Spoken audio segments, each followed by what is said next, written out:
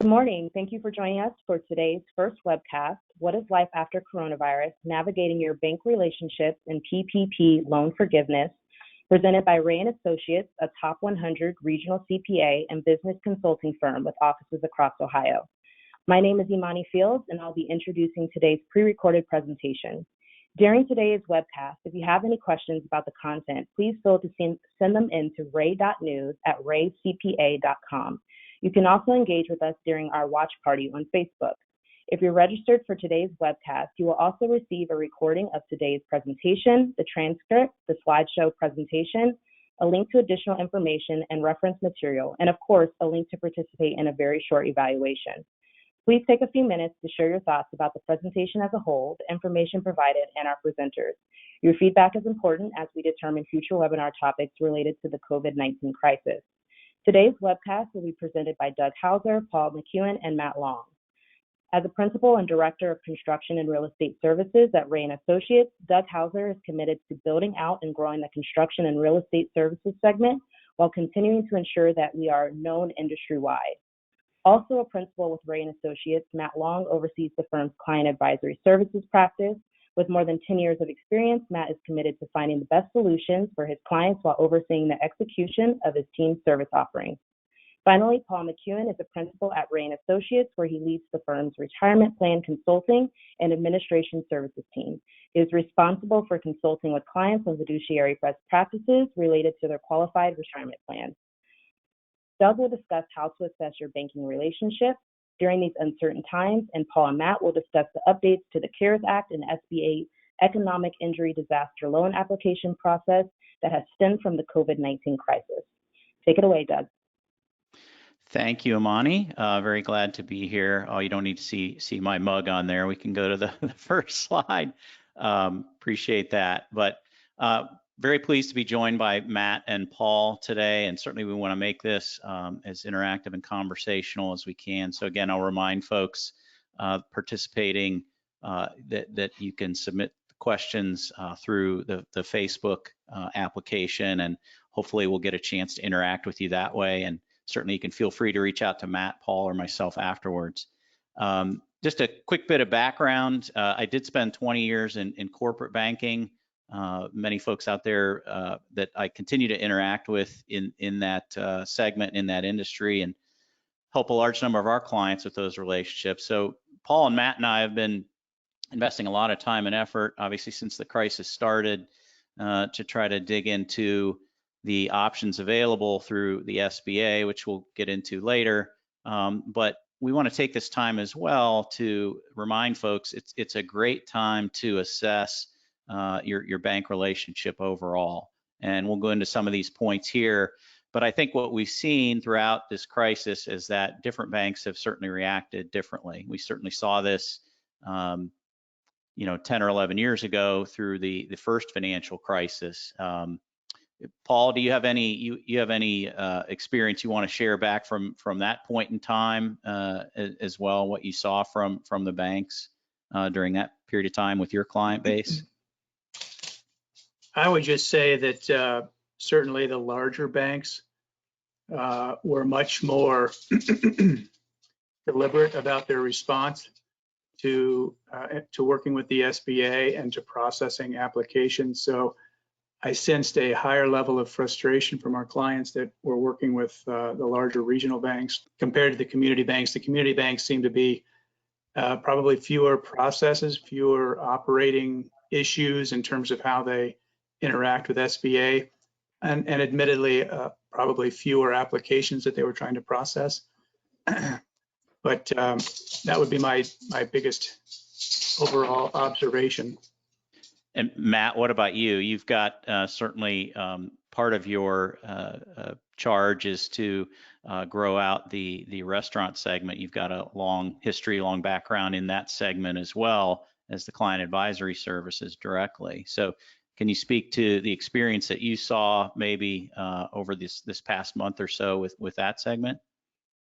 Yeah, and kind of echoing Paul's comments there, some of these large and regional banks had taken a much different approach, a little bit less proactive and more automated processes whereas some of the smaller regional community banks have taken much more of a personal relationship type approach, assisting their customers through the application process. Specifically to your question on restaurants, it's been very challenging for them. They've been very frustrated, concerned, a lot of uncertainty with all of this going on, and really, they were. It seemed to be most anxious to get the application going. There has been some frustration with what the SBA's guidance has been around the funding amount and how the process is going to work as far as requiring them to take the funds after the application has been processed. Hopefully there may be some additional guidance and some provisions around that specifically for the restaurant industry to come.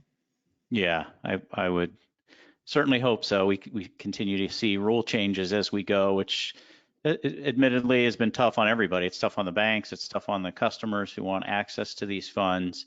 So everybody's trying to adapt.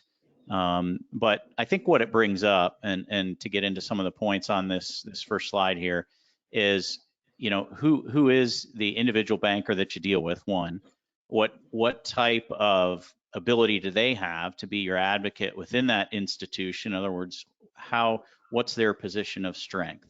Are they just part of the process, or they actually have the ability to influence and truly help make decisions within that institution? Again, the larger the institution, generally that can be more difficult. There certainly are a lot of advantages to a larger institution, but that can be one of the hurdles that certainly is more challenging. It gets into the decision making. You should understand, and again, this is the perfect time to ask these questions of your bank and your banker. Where are those decisions made? Where are the credit decisions made? How are the credit decisions made? How many layers do you have to get through at various loan sizes? Many institutions are structured a little more flatly, where the banker may have direct access to local credit officer, and it's a matter of a couple of people getting together, and again, they can very easily be your advocate. But you get to a certain loan size, and that can be more challenging. And certainly at some institutions, they are more process driven. That's in an effort to make the process consistent and streamlined. But the difficulty with that is, sometimes you can get bogged down in process. Again, it's not always a bad thing. You just have to know how to navigate that and make sure that your banker can navigate that as well and has the right connections. A banker's job is to sell two ways. One, they have to sell externally and make sure that they can provide the right products and services to their client. But a large part of their job is selling internally, building those relationships and making sure they can get folks through those layers. Then we get into, yeah, go ahead, Paul. Just real quick, you're talking about how many layers. I think that that little issue really came to the fore as banks kind of figured out what the process was going to be with this SBA loan application process. And I think a lot of bank customers, our clients, thought that once they had their application submitted to the bank, that they were pretty much home free, only to find out with some of the larger regional banks, well, all the banks had an additional process where they had to turn around and submit the applications directly to SBA to get that SBA loan number before they could disperse funds into the checking or savings account. But I'm sure they all had quality control processes, but some of the large regional banks, I think that became a real bottleneck in terms of taking the application from the customer, making sure it had the right documentation before they then submitted the application to SBA for the SBA loan guarantee. So that's that extra layer, that extra bottleneck that I don't think anybody was really anticipating there being a difference between the different banks. Yeah, absolutely. Yeah, Matt, I'm sure you saw that with your clients as well. Yeah, and I think and what's interesting is that even within some of these same banks and some of these same institutions and credit facilities, I think that we saw different approaches at different branches and at different regions throughout the state of Ohio specifically, where some banks and bankers were much more proactive, understood the payroll protection program pretty well, understood exactly what they needed their customers to be submitting. And then we work with other bankers at the same bank, just different branch, different area, and they were much less in the know and much less taking a proactive approach. And so that was interesting to see, that they're getting different guidance potentially from different, depending on what branch they were at and which bank they were at. Yeah, that's a great point as well. And I know that there was a lot of difficulty once banks started taking applications. Some essentially took their own application, but at the end of the day, there was certainly an SBA application related to the PPP program.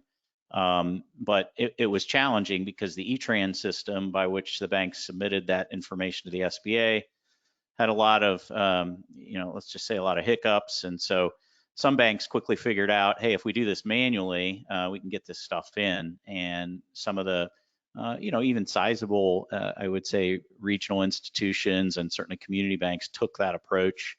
Again, where some of the larger institutions have tried to engineer the process so it's just essentially a one size fits all across their corporation. And given the size of their corporations, I understand that.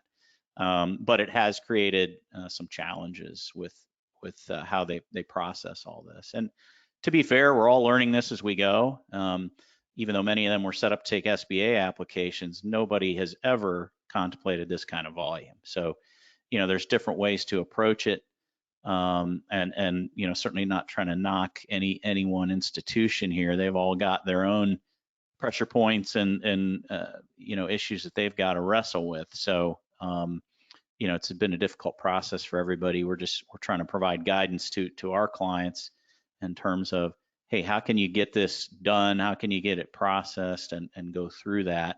And again, it's a good time to revisit all these things. I think what happens is, and we see this across any business, as times are good, as they have been for the last 10, 11 years, sometimes you neglect some of the fundamentals. So what we're trying to get to here is point out some of the basic fundamentals with regard to your bank relationship that you should take a look at and reconsider because they do matter now. And Paul, and do you see much of that as well out there right now? Well, the biggest thing I saw was that right out of the chute with respect to these applications, many of the banks, I would say most of the banks, said they were only going to work with their customers. So yeah. Obviously that's pretty basic, having that relationship. And that was I was on a number of calls with elected officials that they sponsored for their constituents. And they had, 300, 400, 500 people calling in from across the state. And one was with one of our state senators, and the other one was with a local representative. But the frustration was real, and you could feel the tension in terms of the frustration level.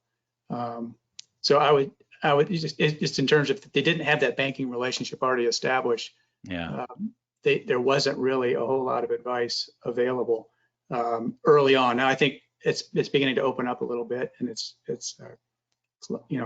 companies that didn't have that relationship are getting their applications in now. Yeah. But that was the biggest thing, my biggest observation at least. Matt, I'm sure you saw very similar circumstances too, and what you encountered. Yeah, very similar. Where some of our clients initially were wanting to kind of shop banks to see who could turn this around quickest, who was really kind of known in the SBA world.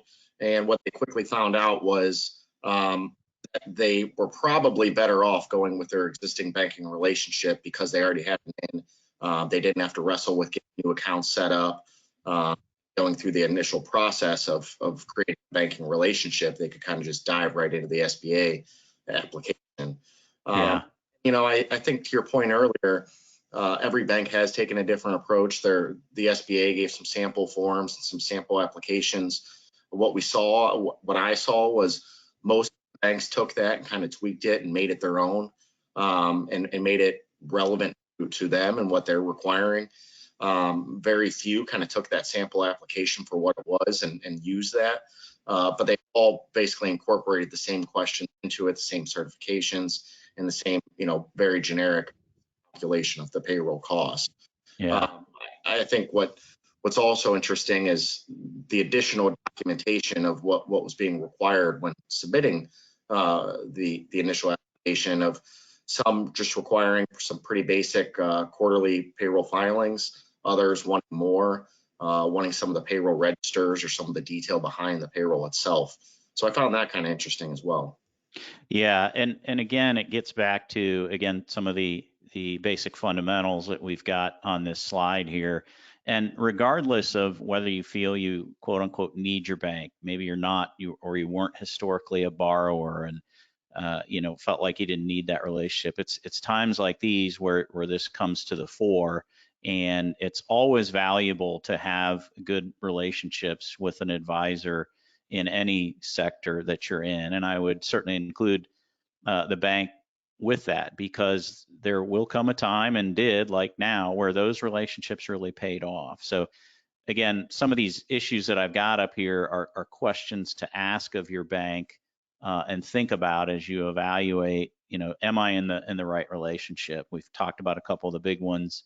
Also, industry expertise is one, depending on what industry your business is in. How comfortable is the bank with that? Do they have a lot of experience in that industry?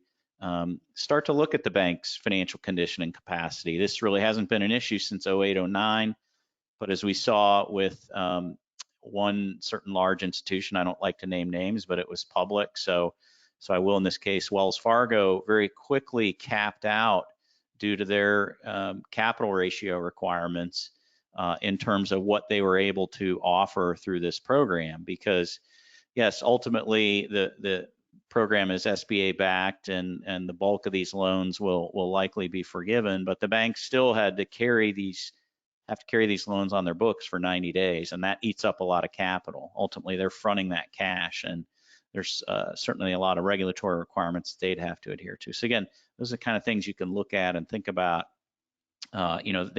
Banks, to be fair, have a lot of regulatory pressure, and there's things that they have to adhere to that you frankly just can't even imagine the amount of compliance costs that they have.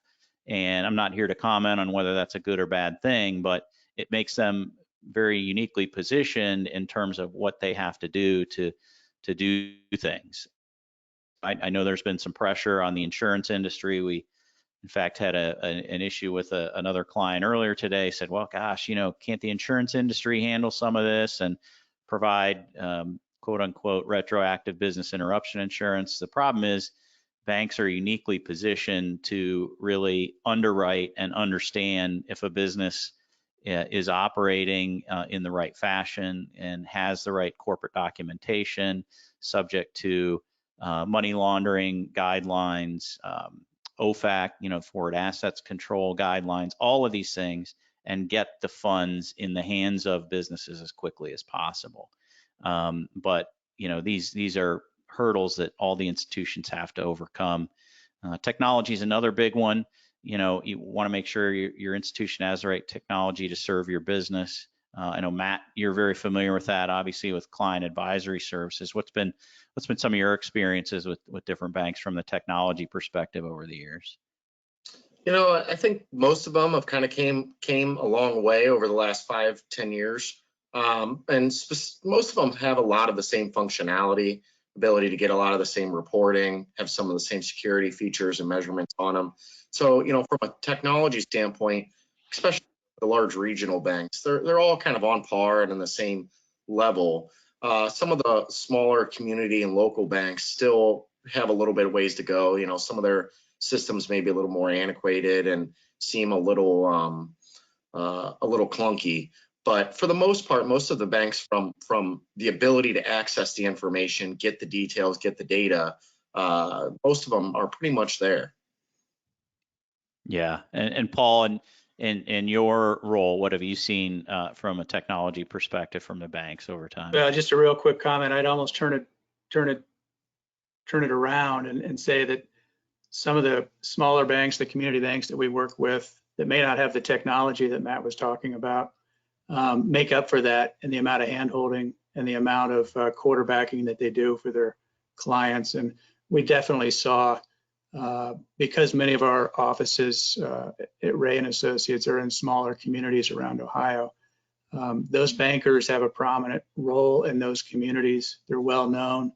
The companies that we work with typically have a strong relationship, going back to the comment that you were making about in terms of having a strong banker relationship. And they really went to bat for these companies, you know, when the chips were down. So technology is great. You know, 99% of the time when all we want to do is execute a transaction, that's awesome. But when you need somebody's help, it's good to know that there's somebody that, you know, you can call on that's going to go to bat for you. Yeah, great point. Well, let's move ahead to some additional points here. With regard to bank agreements, again, it's always a good time to sort of take stock of what you got. As a reminder, Ohio is a cognovate note state, which means that the bank can go to court and get judgment without you being present. That's been the case for a long time. It's the case in most states in the country. However, there are some that are not, but just again, a factor to be aware of. Understand if you have a true master loan agreement or if you have individual promissory notes. And the difference there being that the loan agreement covers the broad spectrum of the entire credit relationship that you have with that bank versus individual promissory notes, which deal with one specific loan. So sometimes loan agreements exist, sometimes they don't, but it's good to understand the differences and what you've got in there. One of the key clauses that, you know, has just obviously come to the fore again is called the MAC clause, or material adverse change. We've got that language up here just so everybody can understand what that is. Obviously, banks aren't in the practice of, you know, hey, we're going to go declare a material adverse change and declare you in default of your note.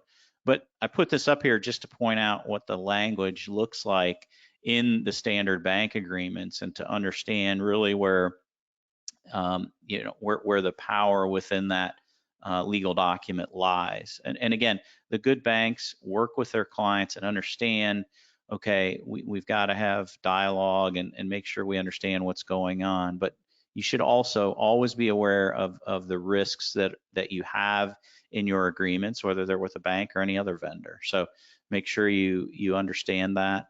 A couple other clauses to look out for: additional indebtedness. You always want to make sure that you understand what additional indebtedness is permitted under your loan agreements. I've seen them where they're, you know, very flexible and open. Others technically could be a default if you went and you know, leased a copier, because technically that's additional indebtedness that's not permitted under certain agreements, and you could be in default. Obviously, nobody wants to declare a default for something like that, but just again, make sure you understand what's there. Likewise, there are capital expenditure limitations in many agreements. And again, you want to have these conversations and understand these agreements up front. But now is a good time, again, to reassess what you have there, because I think oftentimes, again, we get satisfied with the way things are and just kind of go along and don't worry about it until it's a problem. Matt, have you seen any other clauses in your experience in agreements that you want to point out at this time, or anything else? No, not particularly. I think the one, you know, point there, you have the reporting requirements, and I always think, being accountants, that's important. We understand what those are, and what is the bank actually going to be looking for. Both what does their agreement say, and then from a practical standpoint, what are they willing to accept? And so to me, that's always one of the ones that I always make sure that I understand for our clients, that what are they obligated to provide, and then from a lax standpoint, a practical standpoint, are they willing to accept a little less? Yeah, very good point. Paul, how about your experience in pension and all that? I don't have a whole lot to add, other than debt covenants seem to can surprise you, particularly when we go through times of crisis. I know back in 2008, 2009, those became an issue, and I don't know if you're going to talk more about that in your slides, Doug, but that would be my only comment. Is just be aware of what your covenants are. they can sneak up and bite you when you least expect it, especially when the economy does a quick 180 like it has both in 2008, 2009, and now. Absolutely. Well, that's a good segue to the next slide, which we do get into some of that. And again, you want to understand how these things are defined within your agreements. Understand how your line of credit is structured. Is it on demand? There are a lot of benefits to that. In doing that, you don't have a historic maturity date, so technically it can go on and on into perpetuity as long as you or the bank don't have any issues with that. It's nice because you don't have a hard maturity deadline. The other problem with that, though, is, as it says, it's on demand. So technically the bank can say, well, we don't want to provide this anymore. So some folks prefer the committed facility. Again, understand your definition there. Committed facility means the bank's required to lend as long as you are in compliance with the agreement. There are different reporting and borrowing-based requirements that some agreements have, and we're not going to get too down in the weeds there, but want to make sure that you understand those definitions. What is eligible collateral under those agreements? What are the advance rates? What is deemed ineligible collateral? Make sure you just understand it. It's all about communication. Likewise, guarantees. We see oftentimes personal guarantees or other corporate guarantees. Most are not aware that there are many, many different kinds of guarantees. They can be limited in scope. They can be continuing and ongoing. In other words, they carry past the life of that individual note and spread to all other debt that you may have with that institution. They can be secured or unsecured in terms of guarantee, and you can also have potential for your spouse or primary residence to be excluded. Again, these are all things just to be aware of and understand how your bank's going to treat this and what they're looking at. Collateral, we've seen this trip folks up as well. You may have businesses that are quite different, not related in any way, shape, or form other than ownership, but sometimes the agreements can encompass cross-collateralization and sort of drag one business into a venture that it shouldn't be. We see this happen with commercial real estate. Owner might have a successful operating business and have some outside commercial real estate ventures, only to come to find out that they're cross-collateralized. Again, this is where having a good banker that understands what you're doing and doesn't just follow their internal process and understands your business and your relationship can make all the difference in the world. And then, as Paul mentioned, the covenant definitions, make sure you understand those. They can get quite nuanced as you get down into the details. So make sure you understand all of that as well. Guys, anything else before we get to the next slide? I don't think anything to add at this point. No, you're good. Thanks, Doug. Lastly, I just want to leave you with these action items. Review your loan docs. We've talked a lot about that. They are very nuanced. They've gotten more complex over the years. And again, that's not the bank's fault. It's due to the way that they're regulated and what's happened in the courts over the years. So they're trying to structure them in a way that gets where they need to be while at the same time still taking care of the client. That said, if you literally read the documents, they can be quite scary. And again, the bank isn't going to necessarily operate that way. You just want to understand what's in those documents, understand how the bank typically has reacted, how their relationship has been with you. Have a senior banker that knows your business and can have that dialogue within their own institution and has the ability to be your advocate. I think this is where it makes a lot of sense, as Paul brought up earlier with regard to the covenants and the other provisions in there. Make sure that your accounting firm, whether it's Ray & Associates or anybody else, and your banker and you have a three-way conversation. So our charge in a lot of cases is to provide the assurance information, audit, review, whatever that is used by the third party financing providers, such as a bank or a surety or anybody like that.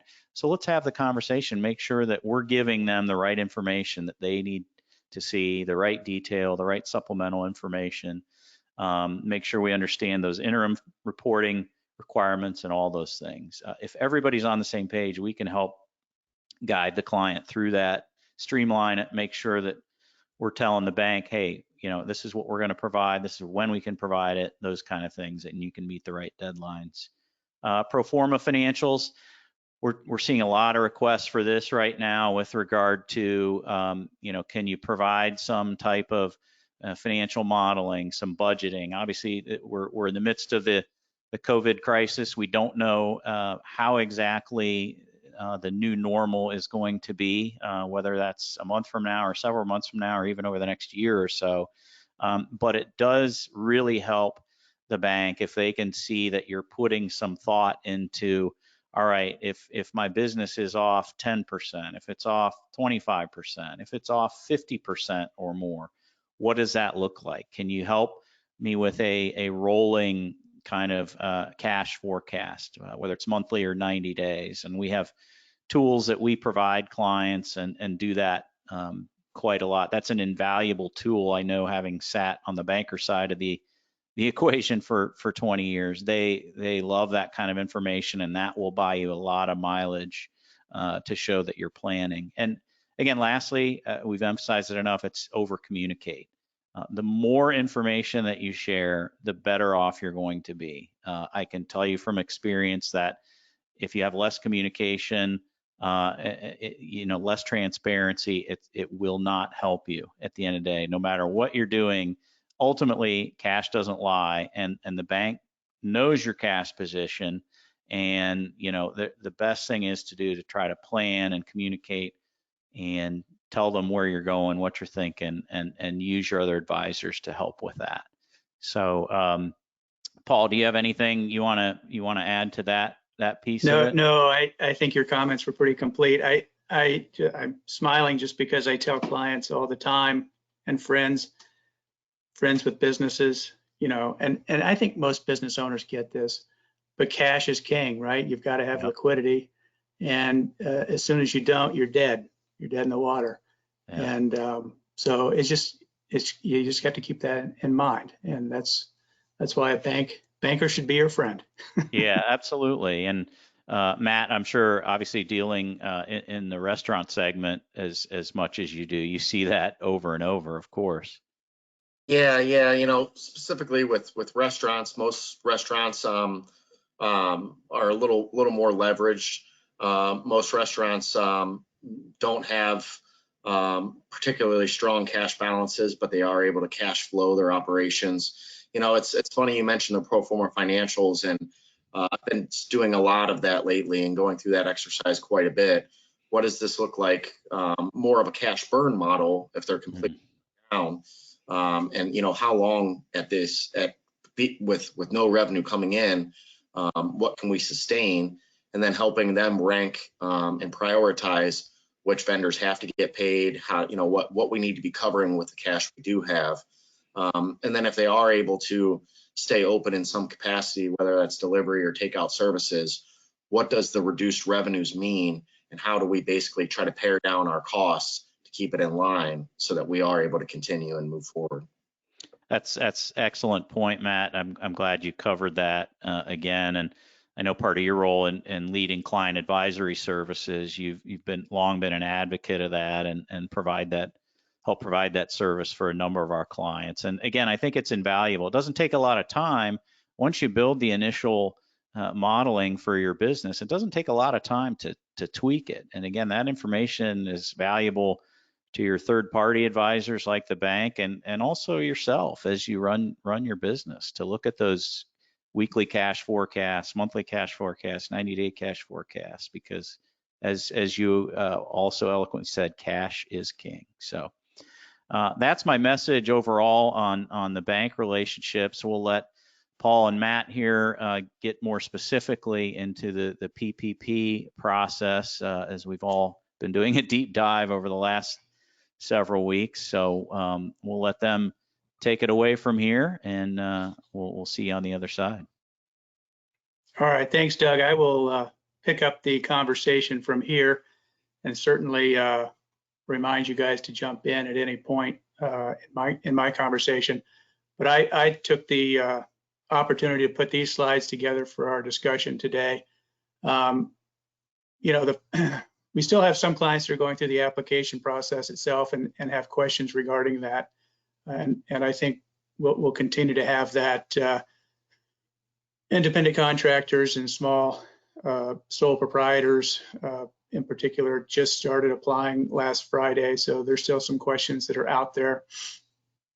But by far and away, most of the focus is now turning toward, okay, I got my loan, or I've been approved. I don't have my proceeds yet, but now I'm starting to think about, you know, the most important thing next is loan forgiveness.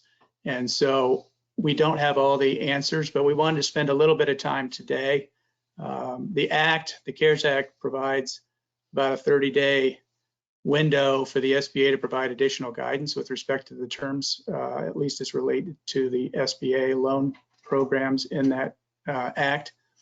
And so we're going to be getting, we've already started to get some guidance. We're going to get some additional guidance. We're going to give you our best answers at this point, and our best thinking. And it's going to be conservative by nature, because if you get surprised, we want you to be surprised in a good way, not in a bad way. But let's jump into this. Abby, if you can advance the slide one more. So just wanted to kind of take a step back and make sure everybody understands and remind you what the context is here for the Paycheck Protection Program. The primary purpose obviously was to get your employee, to keep your employees on payroll, or to get them back onto payroll if you've had to furlough them already. Secondary purpose was to allow for some basic business expenses, and they're very limited: mortgage interest, rent payments, and utilities. Next slide. I'm going to go through this pretty quickly, so guys, jump in if you want to make an additional point. So I think it's helpful when you're looking at the loan program, just remember, you know, how do we define, how does the Act define certain terms? So you can see that mortgage interest has to have been incurred prior to February 15th. I think it's obvious why that's in there. They don't want this to be an incentive to go out and get additional indebtedness. These are funds to help see you through.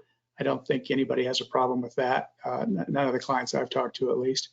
It's essentially the same thing for rent payments. Rent payments need to be focused on real estate, not equipment.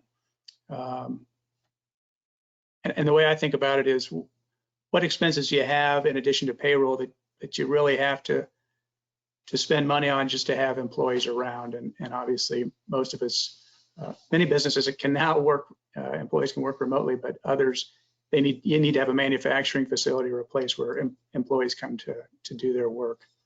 And then utilities, you know, you've got to have electricity, gas. The only thing that we're a little confused about right now with respect to utilities is transportation doesn't seem to be defined. So we've had a number of questions from clients on that.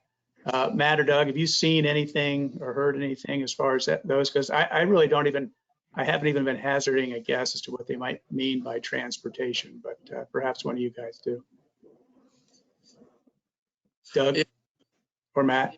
Yeah, go ahead, I'll chime in here, and you know, I haven't seen anything to clarify it. My only guess is that it relates to the cost of getting that utility to these business owners potentially. And to me, it's with how all of this legislation has been written, and have that very nuanced piece of transportation included is interesting, because some of it has been very vague, yet that specifically says transportation there. So, you know, at this point, I think we don't have an answer on that.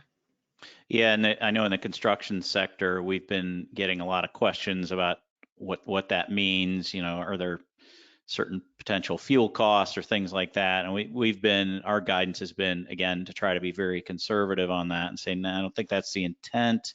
And there's certainly been no guidance that indicates anything like that is allowed. So we, again, as you suggested, we've tried to be a little more strict in how that's defined. Okay, Abby, if you could advance the slides, we'll continue. Thank you, guys. And next would be payroll costs. And I think the important point here is it's pretty explicit within the act that payroll costs, there was some confusion early on in terms of how payroll costs would be defined and whether certain things like employer portion of payroll taxes would be included or excluded. But I think some of that's been ironed out at this point, and the act is pretty specific that payroll cost is going to have the same definition for purposes of loan forgiveness in terms of how you use the loan proceeds as it did for how you apply for and receive those loan proceeds, which is a good thing. I mean, it would be really hard, I would think, to apply under one definition and then have to use the proceeds under a different definition. So I just want to make that point. Paul, and you know, we've been getting this question a lot, and Matt, I'm interested to hear you too. You know, now that we've gotten a number of clients that have started to receive their proceeds from the loan, question is, okay, what do I do about, you know, bonuses or things like that if I want to pay those? And I think to this point, our guidance has been, well, that's payroll costs. You know, you can certainly include that in there, but again, there are some limitations, which I'll know you'll get into in terms of overall capping of individuals' payroll amount and things like that. But anything else that you've seen there that's come up in recent weeks? Go ahead. I was just going to say that I think what's important and what I've been trying to reiterate to clients, and like Paul touched on, is the purpose of what this loan is and this program is trying to do initially. And then also, let's not get too cute with it. Let's not try to game the system. You know, let's try to take the approach of business as normal and use the funds how you normally would use it to cover your payroll. You know, that being said, if there was been quarterly bonuses paid out, I don't see anything wrong with including that in your calculation, as long as it's kind of normal operations and normal business practice. Okay. Yeah, I don't really have anything additional to add to that other than we've gotten the usual questions about, and they seem to be recurring, just are my employer portion of, you know, health insurance, are those included in payroll cost? The answer is yes. Contributions to 401k plans, yes. So really anything that you included in that, the calculation of that average payroll cost when you applied for the loan should be fair game in terms of using the proceeds for the purpose intended.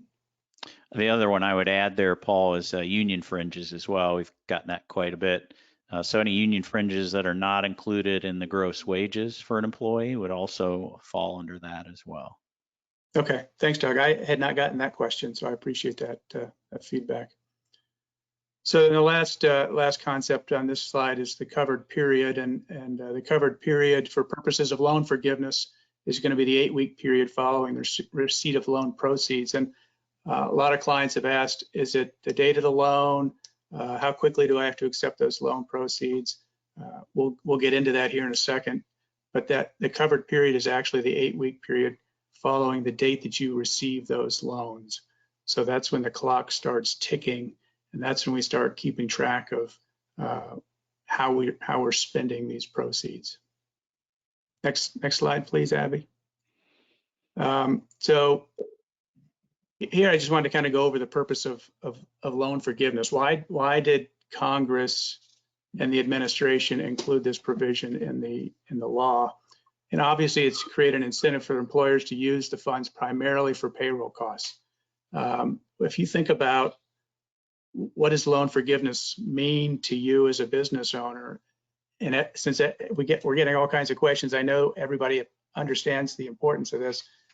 But if this doesn't need to be paid back, it really drops right to the bottom line as a business, and so and creates a lot less drag on your business coming out of this crisis. So we really want to pay attention to the loan forgiveness. And well, it's okay if we don't get 100% forgiven. You know, if we miss for whatever reason, and there could be several. You know, the loan terms are good. At 1% and payback over 2 years, but the more we can get forgiven, the better. There's a couple things that we need to be aware of. the Congress wanted everybody to pay attention to. They want you to pay attention to your head count, try to get your head count back to where it was prior to the crisis. And they want to make sure you are keeping your wages, your pay rates within 25% of where they were prior to the crisis as well. So just trying to eliminate, I think, any shenanigans there that some business owners might try to engage in. And again, the purpose of the 8-week measurement period was really just to get the funds into the hands of the employees quickly. They don't want businesses sitting on this money because of uncertainty in terms of where this crisis might be going or how long it'll be dragged out. I think you can pretty much count on the fact that if this crisis ends up being longer than 8 weeks, there will be another program that comes along. Don't be worried. Again, back to Doug's point, pretend you've got this influx of cash. Let's go back to business as usual, get those employees back on the payroll. And if we get to the end of the 8-week period and the money runs out again and you have to furlough the employees again, that's what you have to do. The nice thing is by that point, hopefully we've got the federal unemployment benefits kicking in for your employees. And best case scenario, we've got another program designed for employers to bring those employees back and to help you guys all get to the other side of this crisis. Next slide, please. Oh, go ahead, Doug. Paul, the only point I would make there on the the employee headcount is that there was some discussion up front because one of the qualifiers was obviously to have 500 or less than 500 employees to qualify. Now, for that figure, anybody who was employed at your business counted towards that. However, in the forgiveness provision, it's a little bit different. It's measured based on FTE. So just something to keep in mind for folks as they go through this process. Good point. And we'll be talking a little bit about the FTE requirement and what that means. I think there is still some uncertainty out there. We need some additional guidance when it comes to doing that calculation, but we can certainly share what we know at this point. So talking about the 8-week measurement period in particular, and I mentioned it before, that's the date you receive, this period starts the date that you receive your loan. So if your loan, so I just have an example there, if your loan funds arrived April 10th, then your measurement period is going to be April 10th to June 5th. And in some subsequent, in an FAQ, we received guidance from SBA that you can tell the bank if you want to delay the deposit of those loan proceeds into your account, you have up to 10 calendar days. Typically, the SBA has told banks they want those funds distributed within 5 days, again, with the intent of getting the money out as quickly as possible. But you can delay that by another 5 days if you work with your banker. And I know Matt and I have talked about this quite a bit. There are some reasons why you might want to delay getting those funds, just to get your ducks in a row, so to speak, in terms of getting your employees back if they've been furloughed, so that you're ready to go and you can maximize the spend of the money on payroll costs, which we'll talk about here, why that's important in a minute. And just a reminder, any funds not spent during the measurement period won't be forgiven.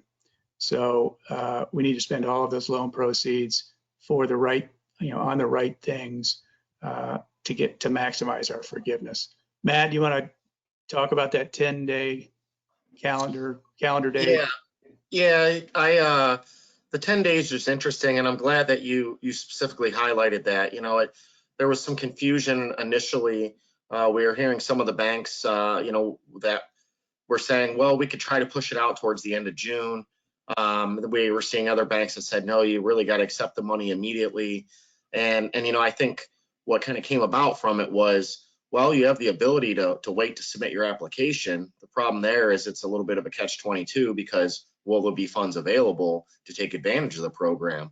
And, ultimately we were telling our clients, at least I was, primarily, hey, let's just apply, let's get these funds full, and then let's worry about getting our folks back employed and meeting some of these forgiveness requirements, because we don't want to sit on our hands and try to wait to the end of June and try to time this perfectly not knowing when all of this is, the new norm is going to be back. The 10 days has been since clarified that once your application has been accepted and processed, you have 10 days essentially to take the funds, and that's when the clock starts. Yep. So, the next point out here is at some point, there's going to be a form created by the SBA or by the lenders or some sort of combination thereof that's going to walk you through the calculation. And we'll talk a little bit about the documentation that's going to be required to back that up. But we don't have that form right now. And so, again, we're doing some guessing, and it's a little bit of fumbling around in the dark right now. But I think if you focus on the fundamentals like we're talking about, once some of these details are ironed out, we will have, you'll be in a good position in terms of maximizing your forgiveness. And then just a reminder, the last point there, no payments are required for 6 months on any of these funds. And certainly if you qualify for the maximum forgiveness, if you get all of the loan forgiven, you won't owe for any interest either. That will all be forgiven as well. Next slide, please, Abby. So here I just say first things first. So now we're kind of getting into the details of what you need to keep, be aware of as you begin to spend these funds. So think about first paying your payroll costs. Certainly the government, that's, as we talked about at the very beginning, that's the primary purpose of the program. And within the final interim rule, which came out April 2nd from SBA, it was clarified there that they want at least 75% of these expenses used on payroll costs. So, I would be conservative there. Don't try to cut it fine. And I don't know, I don't know what the calculation will be if you're under the 75%, but certainly we're telling all of our clients to be conservative with that 75% and prioritize payroll costs first. And again, remember that you want to get those loan funds spent entirely during the measurement period, if at all possible. You're going to risk losing forgiveness if you don't. So that's the purpose of that slide. Any other comments, Doug or Matt? Again, the only thing I would add is that, we've gotten a lot of these questions about, okay, can I reward my employees, pay them a bonus, do things like that. And I've encouraged that as much as possible, because again, if you look at the purpose of the program is to get funds into the hands of the employees ultimately. So, if you're used to paying your employees an annual bonus and something like that, you want to prorate it over that 8-week period, pay them that portion, do those kinds of things, reward them where you can, and try to make that happen. So, again, payroll cost is certainly, it's got a specific definition within the program itself, but we've encouraged people to try to think about the purpose of it overall and do those things where they can. Yeah, and I guess I'll just add that, like you both alluded to, we're getting a lot of questions of the forgiveness calculation, and we just don't have clear guidance. We don't have any templates out there right now that has been approved or provided from the SBA. I think it's a very similar approach to the initial payroll calculation, in that it was interpreted a little bit differently by a lot of different banks and by a lot of different accountants and attorneys. And ultimately, a lot of clarity started coming around it right towards the end and right when the applications process started. I think we're going to see similar, where we're going to get a lot of guidance over the coming weeks prior to any of these calculations having to be done. At this point, what I've been telling clients is, let's just try to keep it pretty basic. Let's just try to keep it pretty simplified at this point. We know what the terms in general are of this program, the 75% for payroll, the 25% for some other fixed costs. Let's just really push to meet that right now. We can get into the nuances once we understand more. Okay, thanks, Matt. So a couple additional hurdles that we wanted to throw out here, and Doug, I think, alluded to the FTE requirement. earlier. So even if you spend all the loan proceeds on the right things that we've been talking about, you can still miss out on 100% forgiveness under two different circumstances, and I alluded to those before. So if you don't maintain those pay rates at least 75% of the pre-crisis levels, you're gonna have a problem. And if you don't maintain your average monthly FTEs at similar levels, you're going to have you potentially could have a problem as well. So in terms of the FTEs, here we're talking about average FTEs. So there is no one day that we're looking at in terms of FTEs. So the way the act is written, you take your average monthly FTEs during the covered period, and they must equal or exceed your average monthly FTEs during the period of Feb 15 of last year to June 30th of last year, or you can use the period of January and February of this year. If not, your average monthly FTE ratio, so the measurement, so your average FTE period calculation for this measurement period for the 8 weeks following the loan is divided by your pre-crisis period, and that's going to be multiplied by the covered expenses, and that's going to reduce the amount of your forgiveness. So and we're looking at the payroll periods during those months to calculate the average FTEs during those months. So I have an example here. If your average monthly FTE during the covered period is only 80% of the 2019 average monthly FTE count, then you stand to lose 20% of your forgiveness amount. Interestingly, they do allow for a de minimis exemption. We've had a lot of clients ask us, well, what if I have some folks retire, that were here last year, they've retired, and this is particularly important for very small companies with a small payroll, I'll say fewer than 10 employees, where you have one or two differences in your average FTEs, and it can make a big difference. And here I think this is where the SBA is saying, we're going to allow some common sense to come into play. We're going to give you a little bit of wiggle room here. How much wiggle room? I don't know. And Doug and Matt, I don't know if you have any thoughts on that, but I'm hopeful that normal turnover isn't going to be, it should not be the focus here, particularly for very small companies. And if you have kind of met the spirit of the rule and you've brought employees back, or you've kept employees on payroll throughout the measurement period, that you're going to be rewarded with full forgiveness. Any thoughts? Doug, it looks like you're trying to. No, I would agree. I think that's okay. Accurate. All right, next slide, please, Abby. So the average monthly FTE is determined by calculating the average number of FTEs. I think I mentioned that for each pay period falling within that month.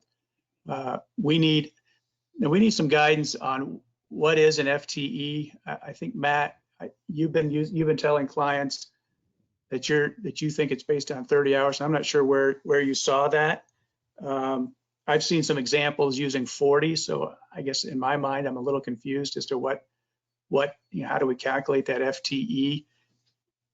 Where have you seen? Why do you think it's the 30 hours?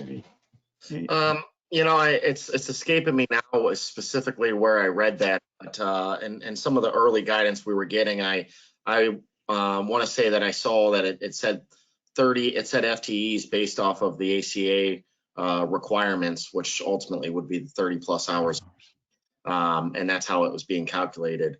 It'll be interesting to see once we kind of get some clarification on that, but I'm fairly certain that's what I read early on. Okay. Yeah, and I just haven't seen anything, any guidance from anybody, although I've seen some calculations, some sample calculations out there from different CPA firms, law firms using 40 hours. So more to come on that. And I think we will get some specific guidance from SBA on that. So if you furloughed employees during the period Feb 15 to April 26th, which we haven't gotten to April 26th yet, so theoretically you could still lay some folks off. Although if you've got proceeds pending, hopefully you'll bring them back as quickly as you can. You've restored your employee salaries and headcount by June 30th, and I don't really know how this is going to work, but the law says if you're able to restore your pay rates and your head count by June 30th, then the FTE and pay rate requirements will not apply. So I don't know if that's going to be a point in time that we're looking at, or if that's going to be an average FTE calculation similar to the way it's calculated initially. It's not, that's definitely something that we're looking for in terms of some additional guidance. So the last note there is just a reminder, you still need to spend all your loan proceeds on payroll costs, mortgage interest, rent, and utilities during the measurement period. So what we're telling clients is the quicker you can get people back on the payroll and start using those funds to pay payroll, the better off you're going to be in terms of achieving that loan forgiveness goal. Any thoughts? The only other thing I would add there, Paul, is that, with regard to the head count, because as you indicated, we've got clients that have already received their funds, started doing so late last week. Don't wait to bring those people back on. Yeah, even though the June 30th date is there, obviously your 8-week measurement period can expire prior to that. And, again, go back to the original intent, as Paul pointed out up front. That's what you have to go back and think about. The original intent of this: get the money in the hands of the employees. So don't wait to bring them back. I would strongly urge folks to do that right away, particularly if your measurement period has already begun or is about to begin. Yeah, and then the only thing I'll add from a practical matter is, this is all considered really, my understanding at least is looking at it from a cash basis. So what's been paid out versus, when the time has been earned or incurred. And so you may, as a small business or as an employer, start looking at your future payroll dates and taking a look, where are these going to fall? And when do I have to, just to start getting an idea from a timing perspective? Are you going to, just because of timing, miss a payroll, by a week or here, and which will ultimately factor into the calculation? Yeah, that's a really great point, and I'm glad you could make that from your. I think you have a unique perspective in terms of the segment that you lead with client advisory services. You're really down in the details with clients, and that is definitely something that clients need to kind of get their hands around in terms of, within this 8-week measurement period, where do these payroll periods fall, and am I going to be able to get the funds out to employees the way I think I want to do. Next slide, please, Abby. Okay, so I'm not going to spend a lot of time here. Everybody can read the slide. This is just kind of a listing of the required documentation. We've talked about a lot of different things that you need to keep track of. And so for anything that you need to keep track of, you're going to have to provide some sort of documentation for that. So you're going to have to document the number of FTEs on payroll and obviously the pay rates so that you can document that your head count is coming back to normal and that your pay rates are within normal ranges. So you're going to do that using payroll tax filings, state income, payroll, unemployment insurance filings. And then specifically for our clients or for anybody out there that's operating as a sole proprietor, you're going to have to provide some sort of documentation of your self-employed income. That's probably going to be your 2019 Schedule C income, and you're going to have to document that you paid yourself a prorated version of that income, that self-employment income, of course, limited to 100,000, prorated, on a monthly basis. So cancel check. Oh, go ahead, Matt. I'm sorry. No, I was just going to say, I think from a practical standpoint, the self-employed individuals, there's where a lot of uncertainty and a lot of gray area lies right now, just because how is that going to be calculated? How are we going to be actually able to prove, the repayment of ourselves for income? And then the other thing I just want to mention is we've been getting some questions around, do I need to go set up a separate bank account to track these funds? Do I need to, have earmark this or have some kind of coffer set aside? And really what I've been telling clients is the answer is no. We just need to make sure that we're able to have the ability to kind of track it. We don't necessarily have to source the money. That being said, I have some clients that are setting up separate chart of accounts within their accounting system to specifically kind of segregate this when how the proceeds are being spent. But ultimately, if most accounting systems, we can run our date specific, and we can run different reports in order to capture what we're going to ultimately need to provide. The other issue, and you kind of alluded to it earlier, Matt, is that, and I've had this with a number of clients, and those that are on an accrual basis, it's a little bit more challenging because, again, this 8-week measurement period, as you suggested, all of the guidance that we know is that it is going to be measured on a cash basis. So if their financial records and everything like that essentially are on an accrual basis, they've gone the route of, you know what, the heck with it, I'm just going to set up a separate disbursement account and run everything through that.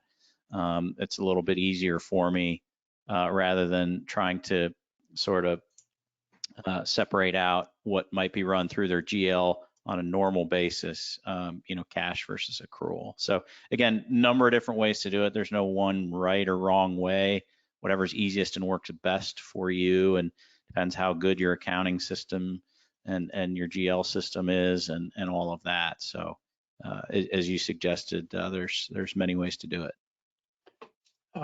And I appreciate you guys bringing that up. That we did add that as a best practice. I think it's our first best practice, which is, I think, our last slide in the deck. But it does. Every business is slightly different in terms of its level of sophistication with respect to accounting. So we threw it on the best practice.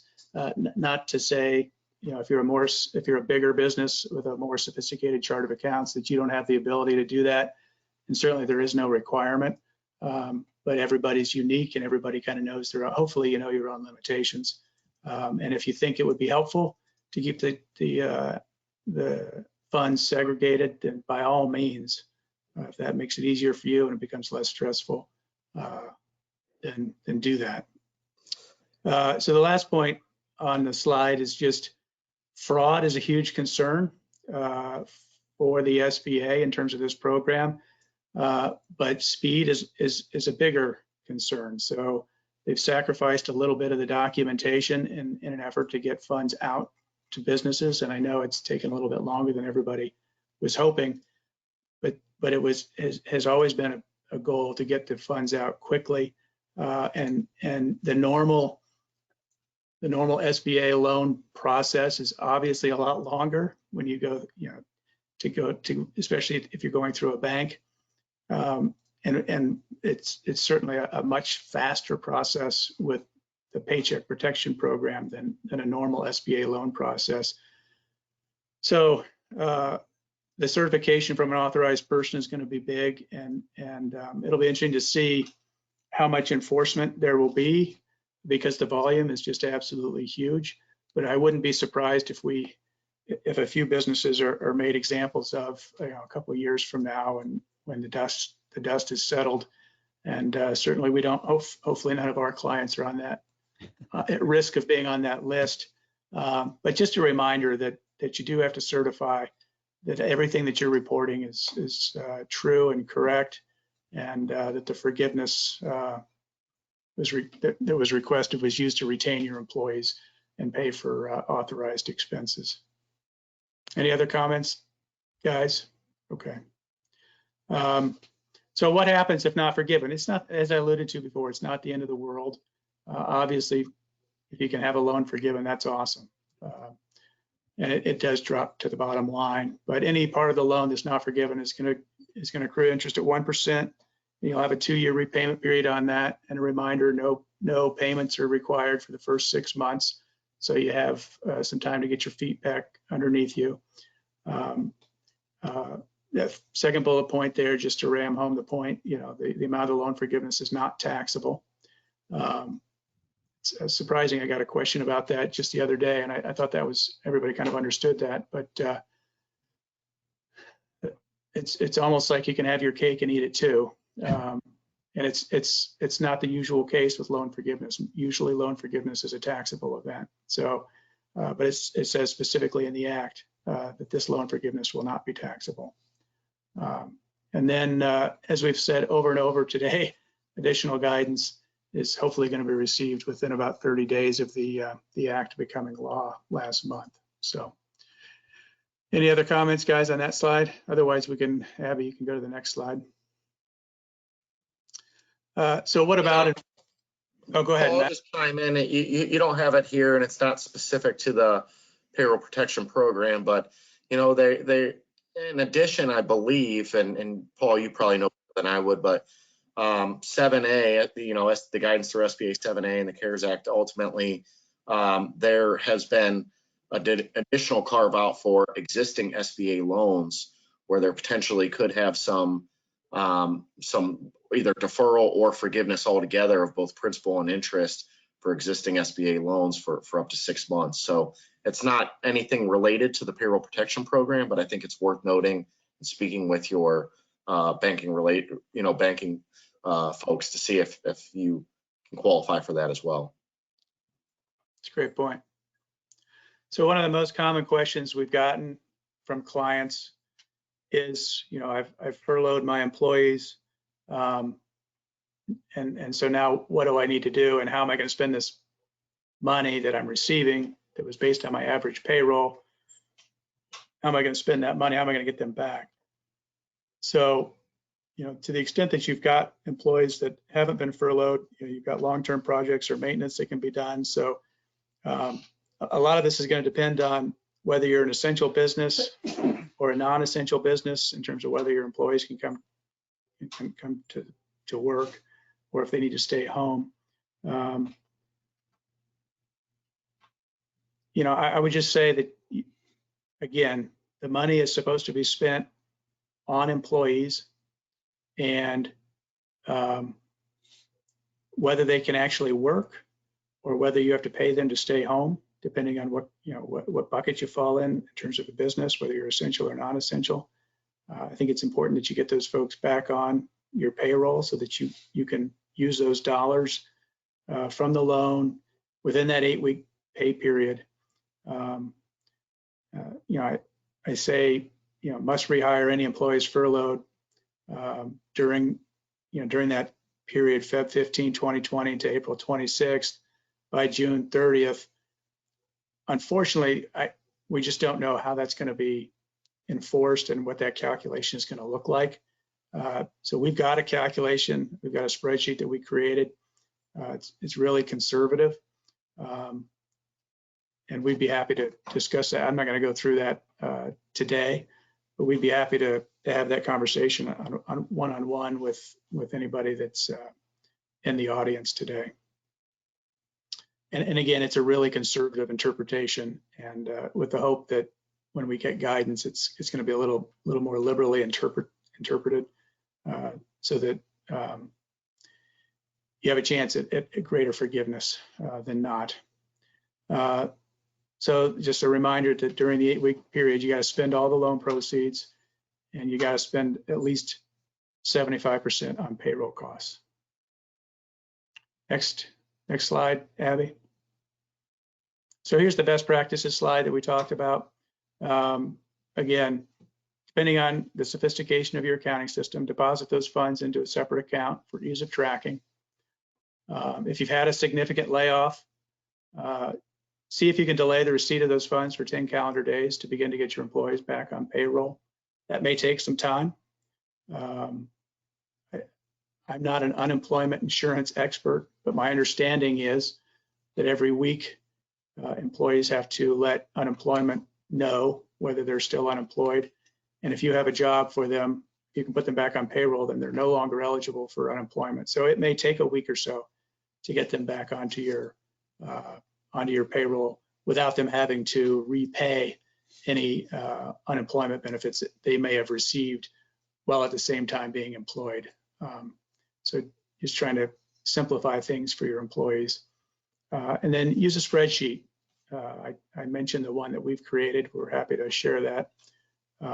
We don't make any guarantee that it's correct, but you can begin to forecast what your covered expenses are during the measurement period, so that you can begin to estimate and get an idea, am I on track or am I not on track to getting all of these loan proceeds forgiven.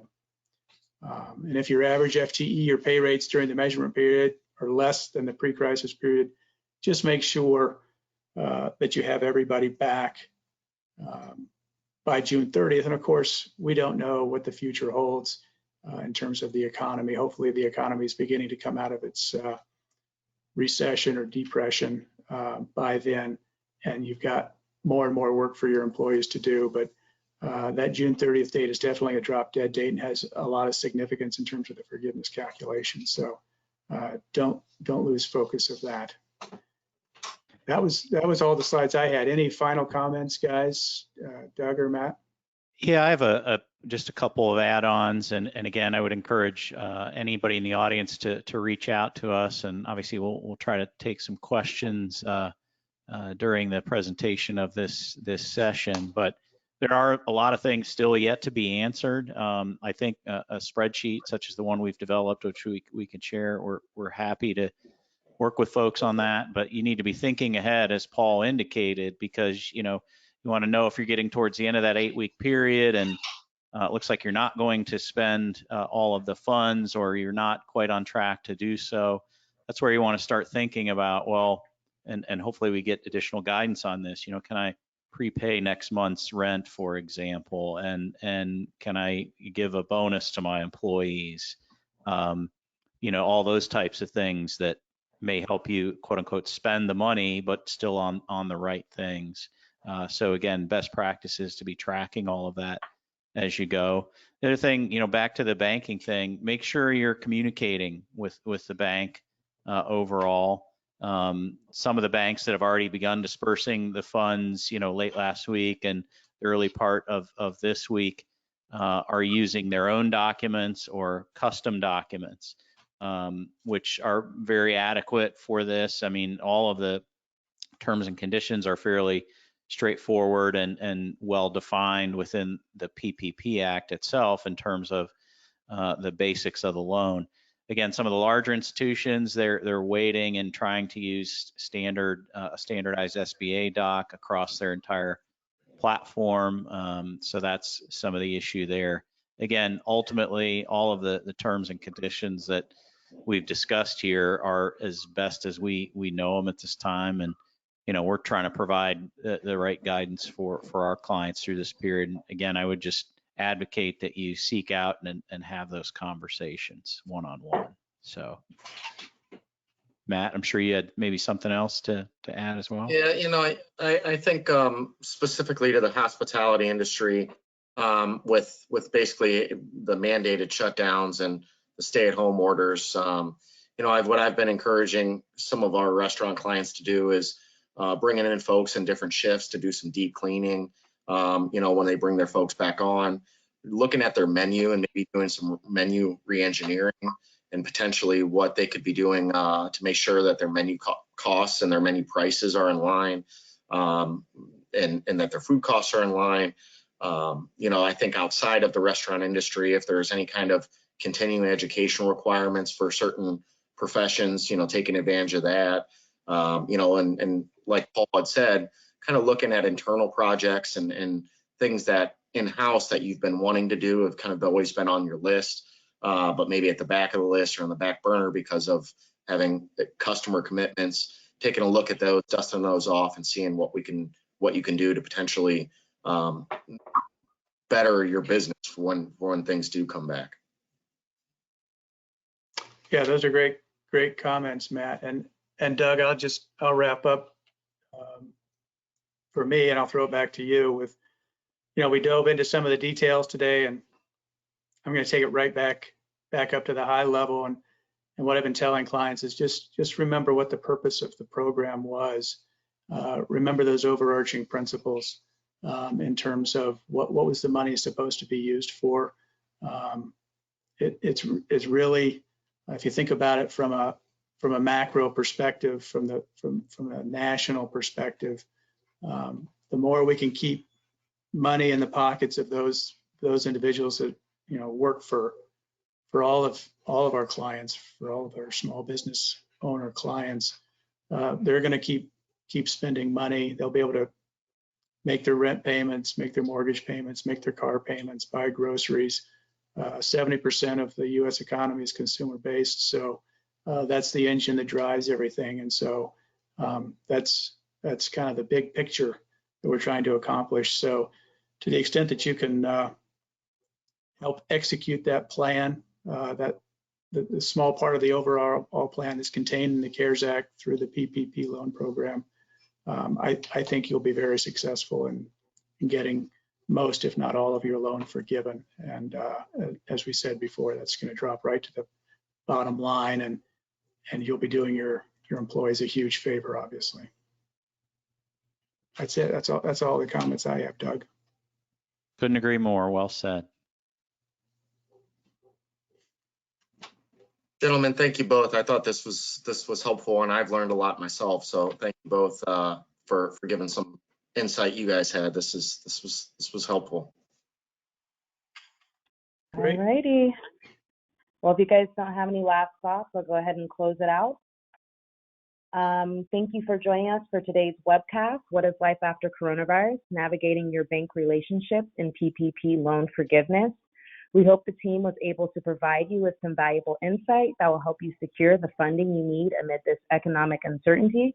Remember, if you have questions concerning today's content, you're always welcome to reach out to Paul, Matt, or Doug directly. You can also contact any of our RAY team members by checking out the People section of the firm's website at www.raycpa.com, and that's REA. Finally, don't forget to watch your inbox for an evaluation survey, access to the recording of today's webinar, and more. Thank you again, and we hope that you have a wonderful rest of your day.